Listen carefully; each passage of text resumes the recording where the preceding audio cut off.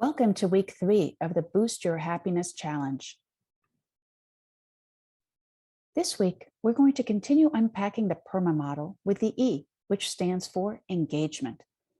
When you took the PERMA test in our day 1 video, how did you do on this dimension? This will tell you just how much you need to focus on this building block of happiness. So, what do we mean by engagement? Engagement is all about what captivates you. What makes you so curious and engrossed that you lose all track of time? Dr. Seligman, the developer of the PERMA model of happiness, describes engagement as being in a state of flow. Flow is a state of complete immersion in an activity you love. You're so focused on the task at hand, performing at your best, that everything else disappears. Think of it as being in the zone. The concept of flow was created and researched extensively by positive psychologist Dr. Mihaly Csikszentmihalyi. He described flow as, quote, being completely involved in an activity for its own sake. The ego falls away. Time flies. Every action, movement, and thought follows inevitably from the previous one, like playing jazz. Your whole being is involved, and you're using your skills to the utmost, close quotes. Experiencing that deep engagement regularly is a key building block to creating a life of happiness. Now, let me explain flow a little bit more. First, what creates engagement or flow will be different for each of us based on the unique interests we enjoy. And because our interests change over the years, what puts us in a flow state can change too. For some, one central activity might put us in a state of flow. For others, it might be several different ones. Now, flow is not an all or nothing state. It exists on a continuum. Sometimes you'll be more in flow and sometimes less.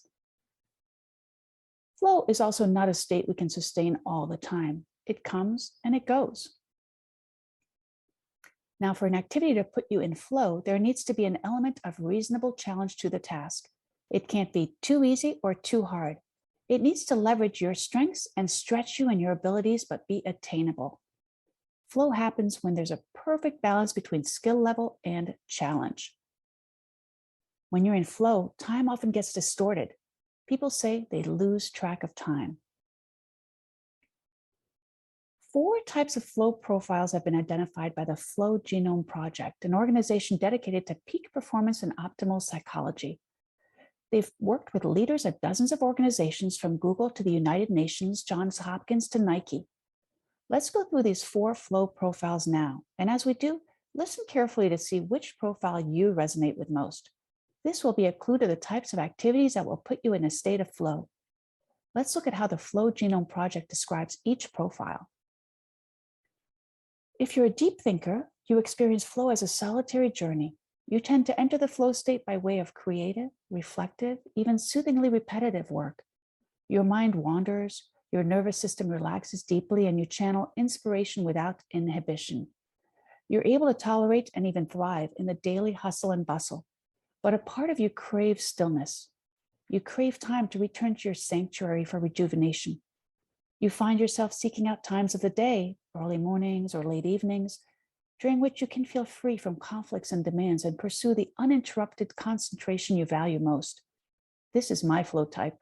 One of the activities that puts me in the zone is what I'm doing right now, taking a complex topic like happiness and simplifying it so it's more accessible and achievable. Now, if you're a hard charger, you're a focused go-getter. You thrive in intense situations, both personally and professionally. Run-of-the-mill experiences are wastes of your time. You seek out challenges. You lead a high-impact lifestyle. When you set out to learn a new skill, you look for training from the best and the brightest in that field. If such training is not available, you hunker down and focus until you've figured it out by yourself. Either way, slow and steady progress is not what you're after. The middle of the pack is not where you belong. If you're a flow goer, out of all the possible flow profiles, yours is the most freely flowing. We don't mean that you necessarily have readier access to the flow state than anyone else. Your life, your attitude, your activities, and even your appearance all reinforce the fact that being in flow is central to who you are as a person. You've done your fair share of soul searching to arrive here. You may have taken the road less traveled. You might have abandoned what you perceived to be a fruitless and never-ending struggle for wealth and recognition in favor of a personal journey you designed for yourself. Now, if you're a crowd pleaser, you're an extrovert. You gain energy from being around other people. You're most at home right in the thick of things, hanging out with friends, going to the big game, at concerts, and at conferences. Anywhere you can thrive on the energy and inspiration you get from interacting with others. You find the flow state when you're lost in the moment in the company of friends and like-minded individual. You gain a charge from intense events, but that sense of intensity comes more from the power of shared experience than from the risks involved. Did you figure out which is your flow profile? If you're not sure or would like to verify your hunch, you can take a quick test and find out. Go to flowgenomeproject.com. There, you can take their easy multiple choice 10-question quiz. You'll need to enter your email to get your results, but you can unsubscribe anytime, of course.